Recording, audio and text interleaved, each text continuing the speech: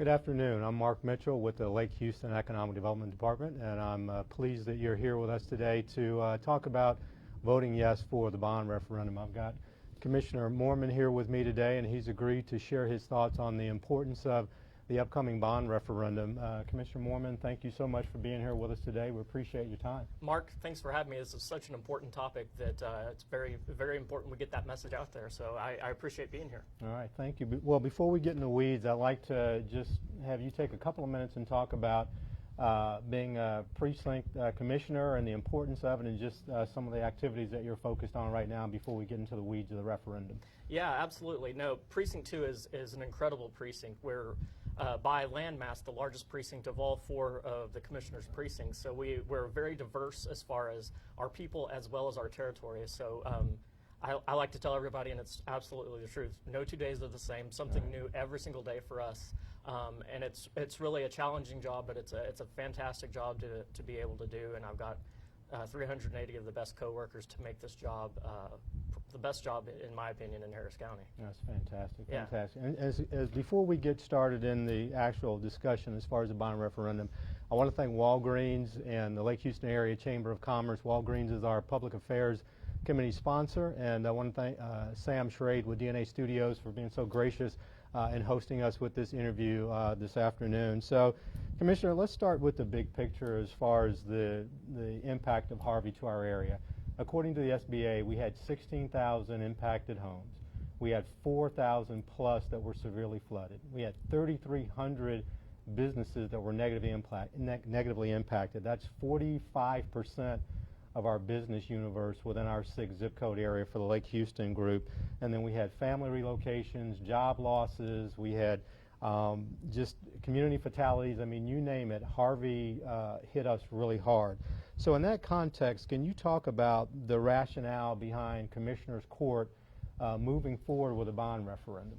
Yeah, I mean, Mark, you hit the nail on the head. Harvey was such a massive storm. It was really a region-wide event. It wasn't just a Harris County event. It was really all of Southeast Texas, and no community was spared. It didn't care about your socioeconomic status. It didn't care about where you lived. And really, Lake Houston area got hit as hard as anybody else. Right. And that really put things in perspective for us, because it really has changed the paradigm. We've got to be more holistic in our approach. We have to have more of a regional view. We've got to work with our partners at the state, at the city, as well as our surrounding counties, because what they do north of us affects us certainly down here in the south. So it's really, like I said, it's been a paradigm shift for us, and really put into perspective how important flood control and flood prevention is. It's absolutely the #1 priority for us at the county right now. Okay. And speaking of flood control and flood prevention, can you talk about how Harvey has made us look at both public safety and our economic development livelihood differently? Absolutely. I think what we've got here, especially in Harris County, but all of Southeast Texas, is really special as far as our quality of life, as far as our economics. We're where people want to come do business. But if we continually have these flooding events, in the past 3 years we've had 3 500-plus year flood events. Right. So if we continually have those types of flooding, we'll be looked at differently. People won't want to move here. People won't want to start small businesses, which, as we all know, is the economic engine for our entire country. So, like I said, that's why flood control and flood prevention has to be our top priority, not only because of the life safety issue, that's #1, but because of the economics of it as well. No, and I think part of that, too, we want to be really careful that we don't become the New Orleans of Texas, if you will. We've got an opportunity now to do something, and do something good for not just the Lake Houston area, but all of Harris County. So with that said, a lot of folks are talking about this being the most important vote that we've ever had in Harris County history. How do you feel about that statement? I've said that many times, so I believe it's absolutely the truth. This is the most important vote, at least in my lifetime, in the history of Harris County, and I believe that goes back well beyond my lifetime as well. I was talking to some folks down in Baytown at the paper there this morning, and they were asking about that and in the context of other elections, and I said, well, this is bigger than anybody's individual single election. This is more important than any of that. This is, in my opinion, the most important vote that we'll have in Harris County to date. And I think that's pretty telling when you look at the fact that all of the Commissioners Court soundly endorses this referendum. It's not segmented. It's everyone sees the value in us needing to move forward with this. It's completely bipartisan. There are 4 Republicans and 1 Democrat on Commissioners Court. We all agree that this is absolutely crucial. And we're all doing this with the knowledge that it is going to come with a tax rate increase, although albeit a small one, and I know we're going to talk about that probably either now or later, but that just shows the magnitude and the importance of this and how we all think about it. So as we look at Lake Houston, we're kind of unique. We've got, I heard this number 2 days ago, we've got 1.8 million acres that drains into Lake Houston from our entire watershed. And I still can't get my head around what 1.8 million acres looks like. Right. But there's only one control point in that entire watershed, and that's Lake Conroe. So all the other water is coming to Lake Houston uncontrolled. So in your estimation, as we think about that, and essentially us being the bathtub drain, how do we kind of look at the bond referendum and effectively make sure that the potential projects we've got benefit our area, not just now, but for the long term? And that's where I've really enjoyed working with the Chamber as well as the community at large. I think the campaign that we all put together, that y'all put together of DDG is absolutely fantastic because that hits the nail on the head. We have to have all 3 of those measures in order to alleviate the type of flooding that we just saw almost a year ago today. And that's crucially important. I mean, and it has to be sort of anything and everything, all above board, all 3 of those DDG, detention, dredging, and gates.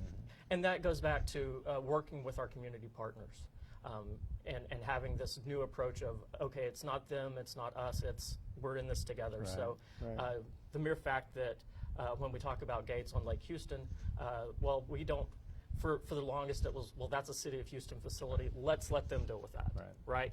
And so that has totally changed the way we're now thinking about things. We want to be partners with the city or the San Jacinto River Authority in all these projects, and I just want to say it again, how crucial the Chamber has been in its advocacy, and I'm thrilled to be able to work with such great partners like you guys at the Chamber. No, we truly appreciate that, and we truly appreciate your leadership relative to this tough time for us, because without your facilitation, a lot of the activities that we were pushing forward may not have had as much success, and that includes the relationship with Harris County Flood Control District. It includes the relationship with the other commissioners, and so that's been critically important for us. We've been a fairly squeaky wheel over the past 11 months, but without leadership like yours willing to push forward, it would have made it much more challenging for us to even get to the point where we are today, because I think as we endorse the bond, both from a Chamber and EDP perspective yesterday, along with our Harvey Task Force,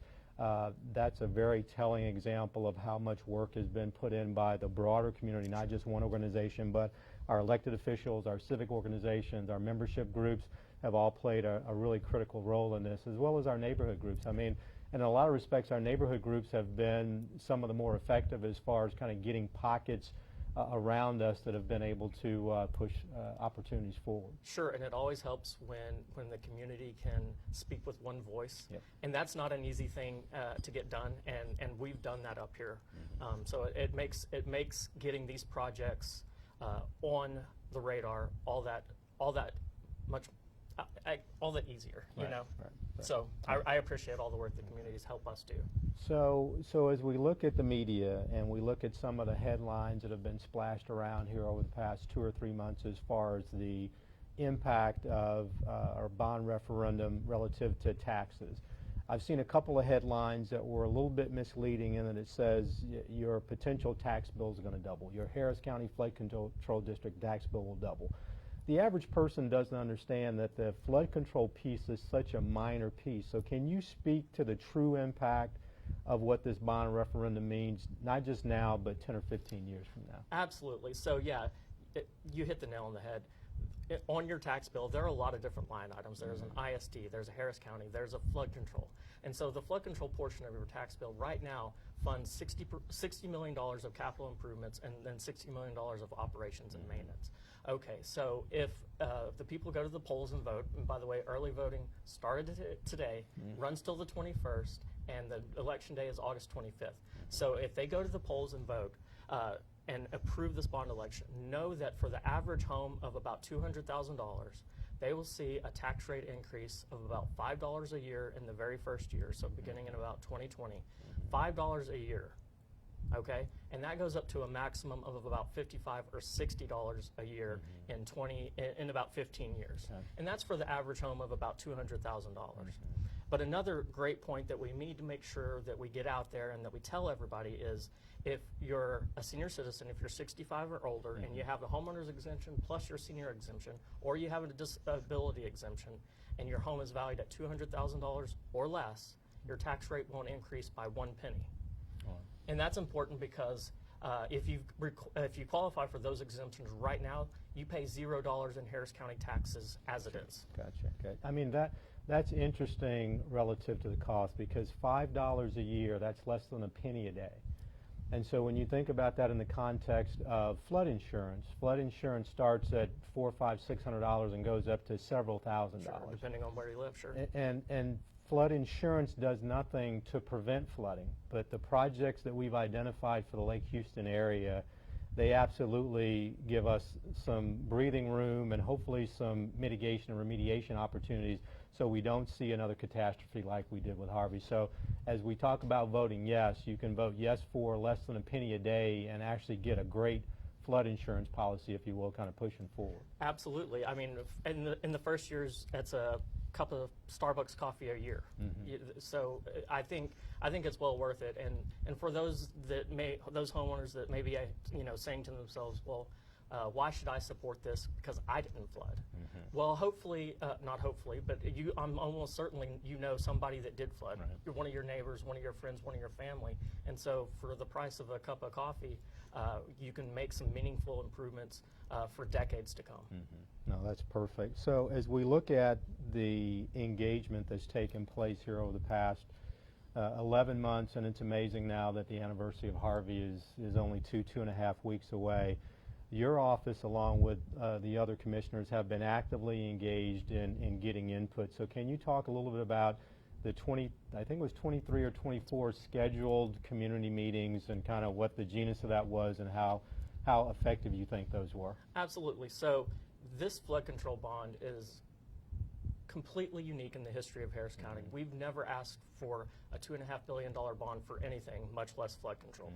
And then to add to that, the timing of the election, we've never had an election at this point in the summer as well. So this was all novel. And we wanted to make sure that we reached out to the community and engaged the community as fully and as effectively and as efficiently as we possibly could. So you said it, we had a flood control meeting, at least one flood control meeting in every single watershed across Harris County. And the director of flood control recently gave a report at Commissioner's Court, and at each and every one of those meetings there was at least one member of Commissioner's Court, if not more. Oftentimes we had to post it as a meeting of Commissioner's Court because there was a quorum. There was at least 3 of us that attended. And that really, for me, put in perspective how important this is, not only to all of us on Commissioner's Court, but when we saw the public engagement, how the public came out and just engaged with us, the leaders on flood control, I think that put in perspective how important it is for everybody in the community. And I remind everybody, these meetings weren't window dressing. Right. We weren't doing this for show. We had real meaningful changes to the bond program based on the comments received at these meetings and over the flood control website and on the hotline. So for those that engaged, we really do appreciate it because we weren't taking this for granted, and we want to make sure that we listen to the community and we do what's right by them.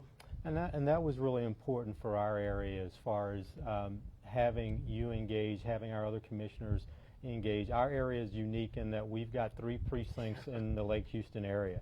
And so for us, it was very positive to have all of you engage with us and specifically helping us coordinate and collaborate with the Harris County Flood Control District. So as we look at those projects, and you mentioned the DDG campaign, which is Dredging, Detention, Engage, can you talk to those projects and what you think they mean for us kind of long term?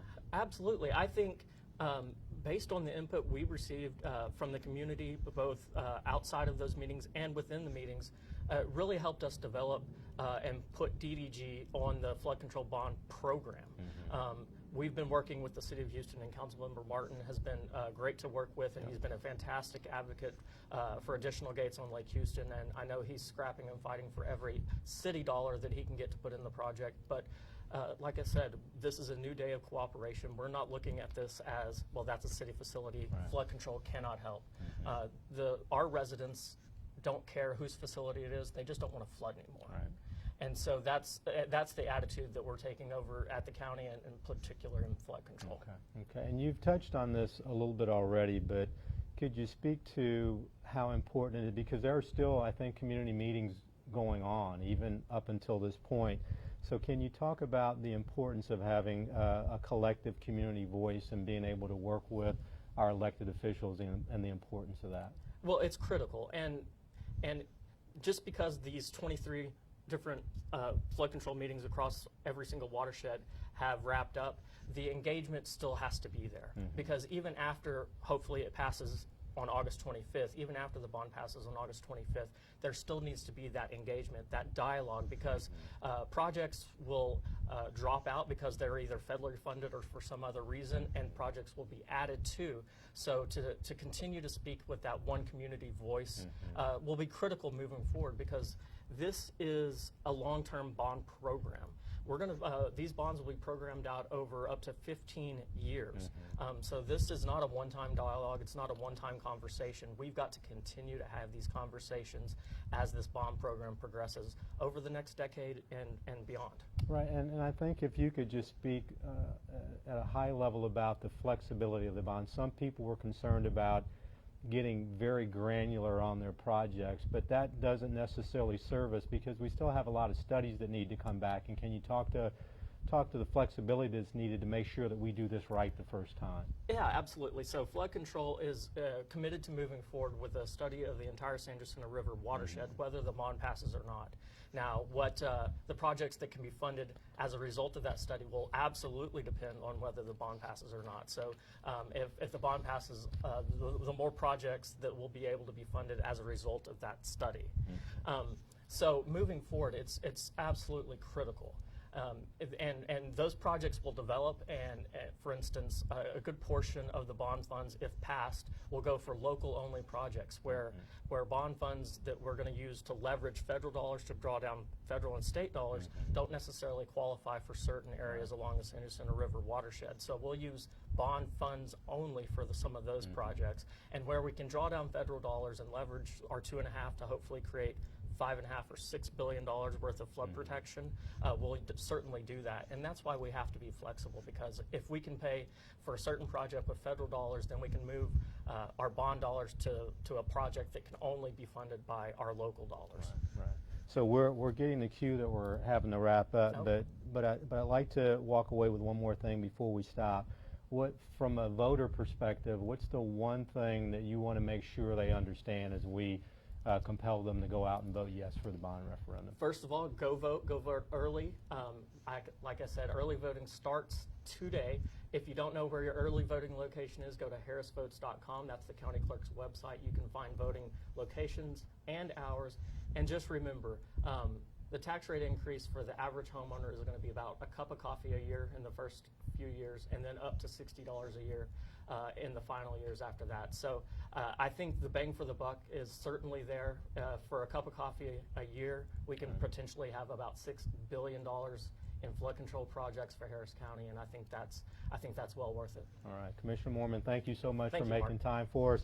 I want to thank Walgreens. I want to thank DNA Studios. I want to thank the Lake Houston Area Chamber of Commerce Public Affairs Committee for making this all possible today. We'll keep everybody posted on the activities and updates relative to the referendum, and thanks for joining us this afternoon.